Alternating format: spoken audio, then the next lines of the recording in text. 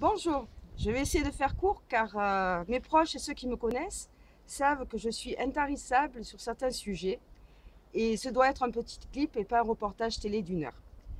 Avant de parler de notre ligne, je tiens à rappeler que la vallée de la Roya se situe depuis des lustres sur un axe routier primordial reliant le nord et l'est de l'Europe à l'arc méditerranéen.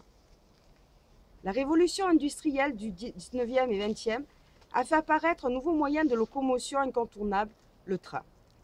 Moteur de développement du tourisme dans les Alpes-Maritimes, il a permis de relier facilement Nice, Monaco, Roquebrune et la Riviera italienne. Commencée avant la Première Guerre mondiale, inaugurée en 1928, la ligne Nice-Ventimiglia filait vers la Suisse, l'Autriche, l'Allemagne, voire encore plus à l'est de l'Europe, transportant aussi bien d'aristocratiques familles comme le simple utilisateur. Ce chef-d'œuvre d'architecture ferroviaire, connu par les passionnés du monde entier, est à l'époque un enjeu économique et militaire important. Nombre de gares du parcours sont conçues pour charger ou décharger rapidement du fret civil ou militaire.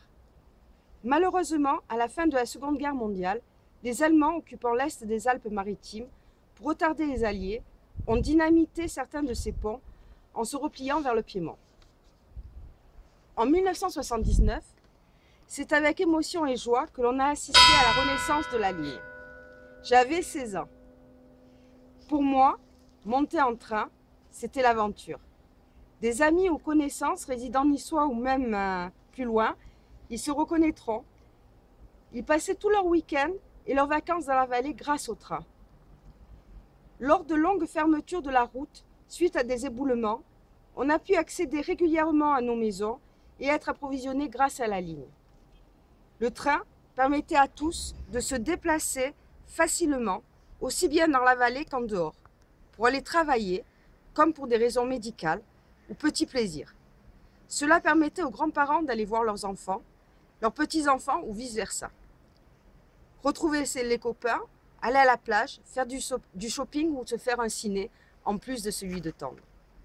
Autour de moi, je vois des dents qui se serrent. On ne peut plus compter sur la SNCF et sur les réseaux ferrés italiens. À la diminution des trains dans la journée, les usagers sont confrontés à de nombreuses annulations de dernière minute, sans bus de remplacement. D'autres sont annulés avec bus, sans parler de retard supérieur à 30 minutes. La SNCF indique par écrit des arrêts à toutes les gares au-dessus de Breil, mais surprise, pas de train et aucun bus de substitution souvent. Des familles sont parties ou songent à déménager. Pour prendre des rendez-vous médicaux, il faut un calcul digne des plus grands chercheurs pour faire un aller-retour dans la journée. Beaucoup de personnes âgées se refusent à faire payer des bons de transport à la sécurité sociale. L'autre jour, une personne ayant un suivi médical est descendue à l'Archer. Au retour, 40 minutes de retard. Arrivé à Breil, tout le monde descend. Pas de bus. À 9 h du soir, quelqu'un a dû venir se déplacer pour les remonter à 20 km de Breil. Les collégiens de la vallée font souvent au moins 1 heure de permanence par semaine. Car faute de train, il faut attendre le bus scolaire pour aller ou rentrer du collège. Les lycéens et autres étudiants qui n'ont pas de voiture doivent louer un appartement ou aller en internat si les horaires ne correspondent pas à ceux de la SNCF.